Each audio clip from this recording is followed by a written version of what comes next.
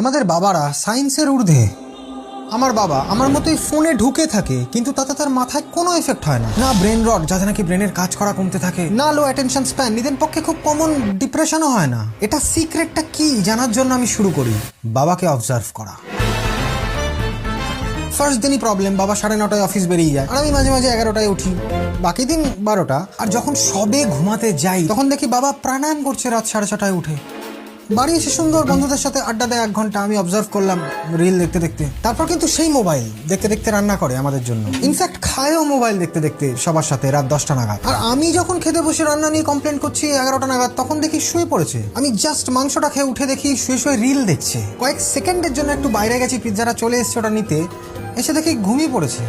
একদিন fed up হয়ে জিজ্ঞেস করে ফেললাম যে সিক্রেটটা কি। মানে কিচ্ছু না, জাস্ট মানুষের সাথে সময় কাটানো, কানেকশনটাই আসল। আমি ওয়াইফাই রাউটার চেক করে দেখলাম কানেকশন ঠিকই আছে, কি যে বলে। বাট দীর্ঘ 7 দিন অবজারভেশনের পর ফাইনালি 12 নম্বর দিন হঠাৎ আমি ধরে ফেলি সিক্রেটটা, যেটা সবসময় চোখের সামনেই ছিল। কানেকশন। আমাকে জাস্ট বাবা হতে হবে। পৌলমি বলছি, একটা ছোট্ট প্ল্যান চেঞ্জ আছে।